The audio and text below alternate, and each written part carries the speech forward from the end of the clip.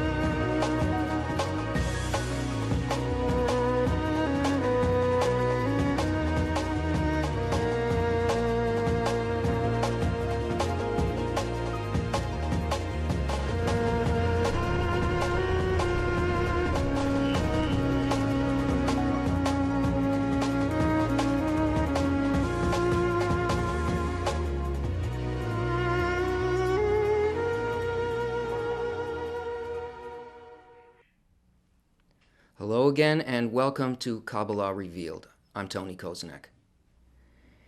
Last time, we spoke about the force of development, the progression of desires, the way in which reality moves us along a path of development. We spoke about the quality that is the definition of the upper worlds, the spiritual worlds, the quality that is the definition of the physical world, and what it is about the way that we perceive that makes the spiritual worlds the greater reality hidden from us. We looked at the progression of desires. We saw that there were 4 categories of desires that are considered physical, and that because of the thought of creation, which is to create a creature and to bring that creature to unbounded delight, it must progress by means of what the creature finds delightful. And so all expression of development from the thought of creation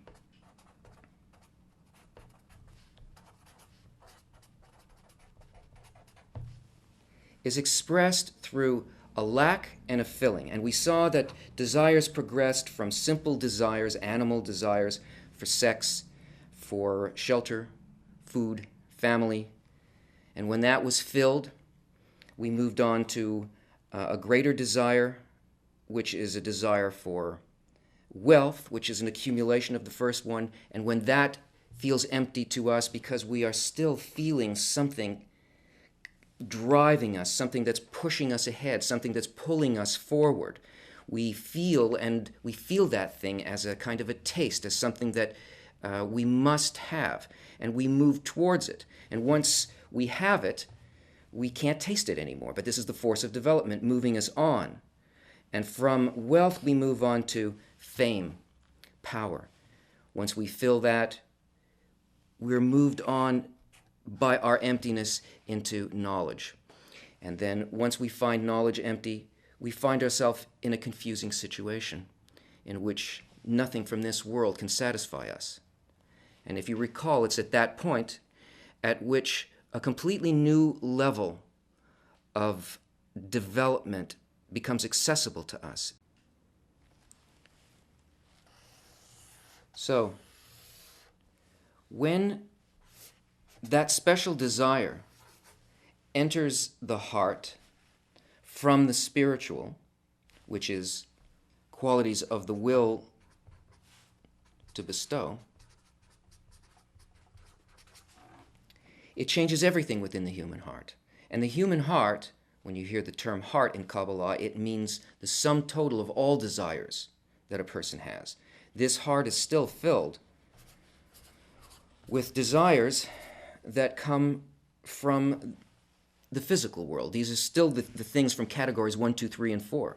This desire which is a desire to reach the spiritual, is called Israel, from two Hebrew words, yashar, meaning straight, and el, meaning God, a desire for a direct connection with God. These corporal desires are called nations, the nations of the world. In other words, the desires of the physical world. Up until this point, the force of development, the way in which desire moved us until we came to a point where we actually needed to feel what was above the physical world, happened in an unconscious way. But from now on, it has to happen in a conscious way, because this point in the heart is a spiritual gene. It's like the embryo of the soul, and the soul is a kind of a desire. And it must be filled, the heart must be filled with this desire. It must fill everything despite these other corporal desires. In other words, all of the desires that we have to undergo a transformation, a correction. And it's by correcting these desires that the desire to go directly to God can be fulfilled. Now, why is that?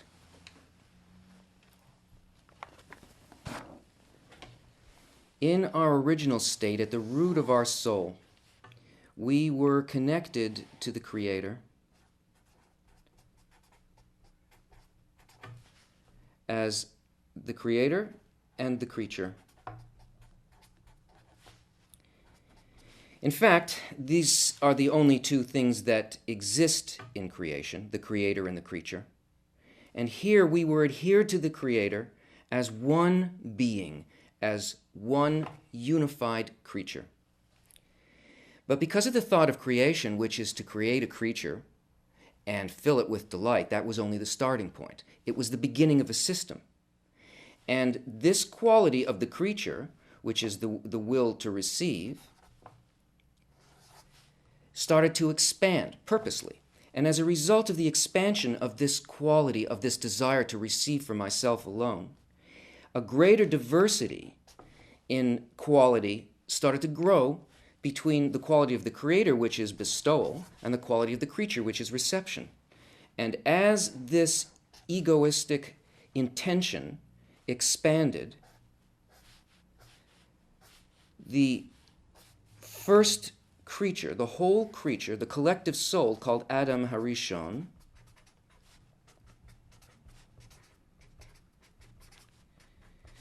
meaning the first man, descended through a system of worlds, through 125 steps, to greater and greater egoism until the soul reached a point in which it became separated into what appears to be physicality. That is, the collective soul was shattered into 600,000 parts, each one of these parts having a piece of the original, each one of these parts a desire. Now, because this is a process, and this is only the halfway point, this broken, shattered aspect of the collective soul in which we experience isolation, separation from each other, a kind of antagonism towards each other, a desire to exploit each other, and an experience of the physical world. This is the halfway point, and it is going to be corrected. It's going to rise back up through this system of worlds, back into this state of adhesion with the Creator, but it can't do it all at once. So purposely, it was broken into 600,000 parts. Each one of these parts was likewise broken down into 613 desires. That is, each individual desire within Adam Harishon consists of 613 desires that can be corrected. The parts are small enough. It's like dividing a huge treasure and giving a coin to each person, knowing that each one will return this quality of bestowal, this point in the heart that's placed inside of it, can be trusted to bring that point back to its origin and put the treasure back together as a collective once again. So in the point in the heart of the individual who begins to feel this desire for spirituality, this coin from the treasury of the king, plus the 612 other desires that exist in the heart must be transformed bit by bit to resemble to a greater degree the quality of the Creator, to reverse this process. Now the thing is, this process of the return, of the correction, of the tikkun, of the transformation, of the fulfillment of the thought of creation, it's going to happen. And all of us, all 600,000 pieces of the collective soul are going to rejoin and are going to ascend from physical, selfish perceptions and a world of suffering back into a complete whole interrelationship with each other in such a way that we reach the goal of creation, which is adhesion to the Creator and the complete filling and of the greatest unbounded desire. It's going to happen. But the question is, will it happen consciously with our agreement, or will we be pushed to it? You see, there's one goal, and the goal is assured, but there are two paths to the goal. One path is called the path of pain, and the other path is called the path of Torah and mitzvot. Now, the path of pain is the path that we're all already on. It's not even really a path. It's what we see as the slow, grinding evolution of humanity that we call history. It is a kind of clinging to our physical way of perceiving, to the characteristic that we really need to transform. And as a result of this non-conscious involvement with the process of development, we find ourselves being pushed by events. We see catastrophes, we see tsunamis, we see wars, we have personal experiences in our lives, experiences of pain, experiences of suffering that are caused only by the lack of conscious involvement with the process of the development of desires and their correction. Now, this path can go on and on and on, and it's disastrous. Once the point in the heart appears in a person, though, it becomes a conscious involvement. And this is the path of Torah and mitzvot. Torah means instruction by the light. And mitzvot means a transformation of a quality of one of the 613 desires from its egoistic expression to its altruistic expression. Every event that happens in our lives is really a mitzvah, a possibility for transformation being presented to us. Now, when I say the word mitzvah, I don't mean like the physical commandments where you are instructed to do a certain thing and there's a list of all these things in the Shulchan Aruch and the table of the Jewish law and so on. Do this physical thing. Now, I'm not saying don't do the physical thing. But what I mean is that this is an inner correction. It's a correction of desire. So whether you do the external good deed, whether it's a religious good deed or whether it's something that we consider to be something nice for somebody else, you can do any external deed and you can be filled with hatred and selfishness. You can't measure anything by that. Talking about one of these 613 desires that's presented to us as an event in our life. Our entire lives are planned in such a way by this process of development to present us with the opportunity to take what we first feel as a desire to receive for myself in a given situation and transform that into its altruistic form, to try to understand what the thought of the Creator is, the thought behind giving me that situation. Because, as you remember, the only way that we progress along a spiritual space is by altering a quality within me to resemble that quality in spirituality that I want to enter.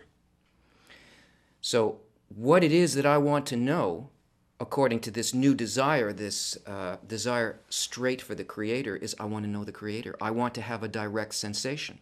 I want to feel in my desires, in the tangible things that occur in my life, what is the thought of the one, of the upper one, of that upper level that gave me this perfectly structured situation, that gave me this opportunity, like a birthday present, for me to take it first in its corrupted form, and by analyzing this and seeing what it is, feeling what his thought is behind it. That's a mitzvah. That's tikkun. That's transformation.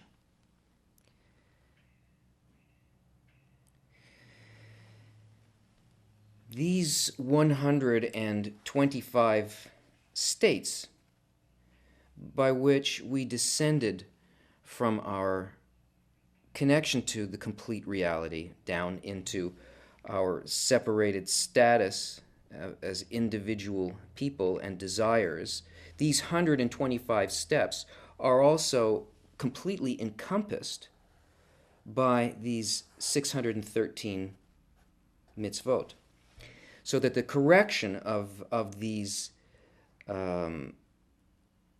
transformations will bring the individual all the way back up the ladder. Another feature of this is that each and every level of descent is imprinted in us as a gene.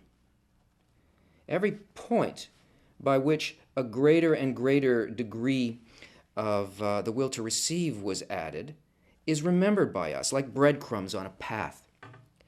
And this being the first spiritual gene, this point in the heart, our access to ascent, is actually the entry point on a chain of spiritual genetics called reshimot, remembrances.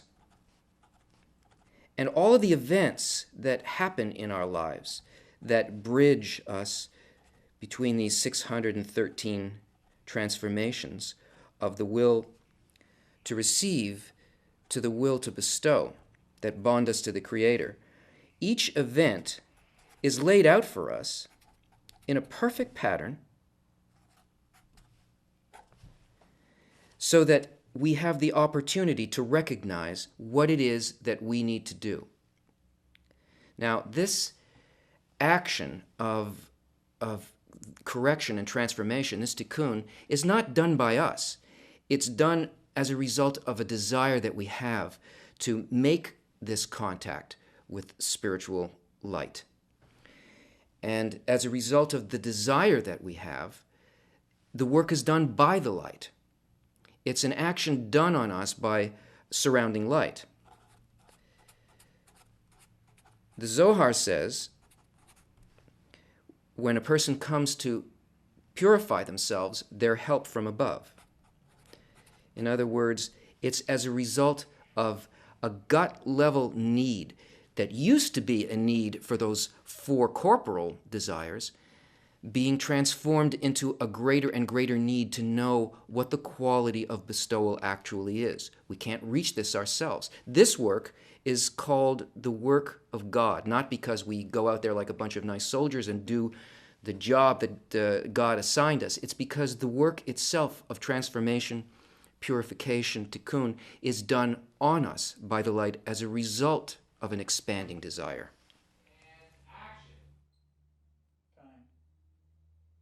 But don't be confused by the word light. Don't think of it as a physical thing. Remember that the quality of the spiritual world is a quality of attributes. It's a quality of intention, feeling states.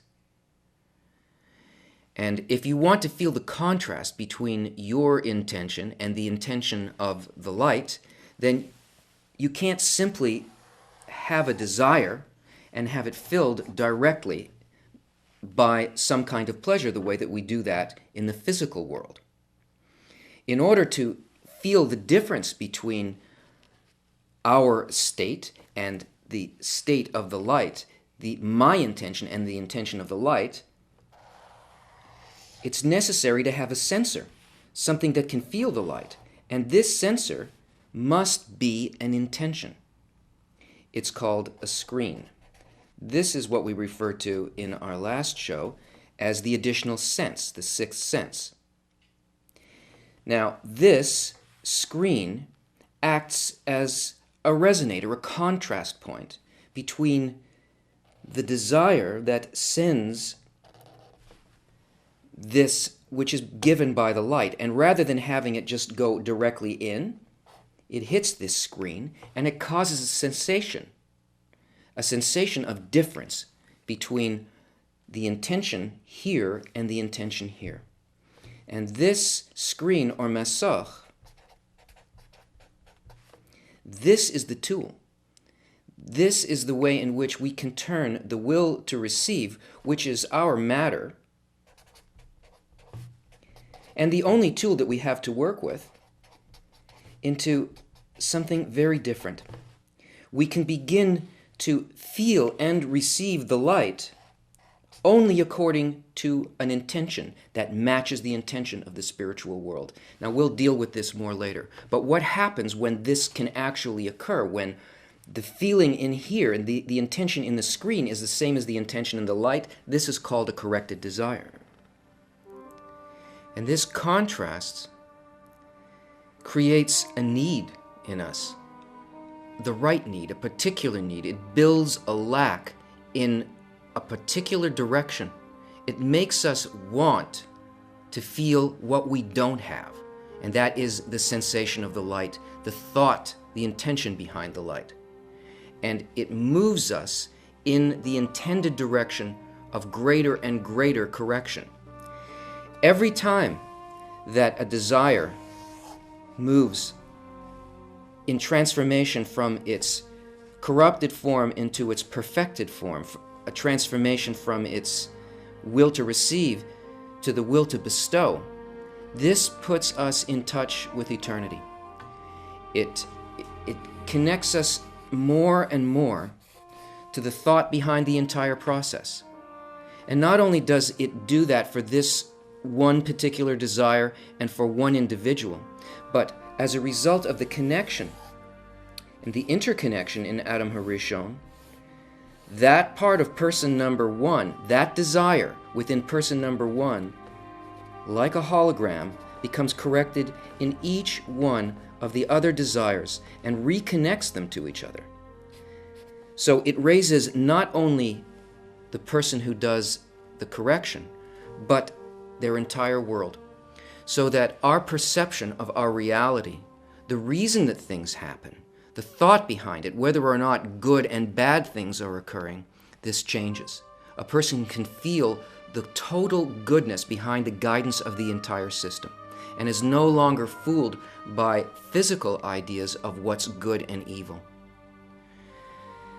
This perception of the love behind the process is really what enlightenment is. Now we see good and bad events surrounding us, things that we want to happen and things that we feel should not happen. And this sense that we do something right or we do something wrong, that we make a certain act and we're punished for it, that there is a good force and a bad force in reality, this is not reality. This is the way that it appears to the will to receive. And enlightenment means that we can see, despite anything that appears to us, what the real unifying thought is behind that. Join us next time when we look at the force of development, the reason for suffering, and how we can rise above that.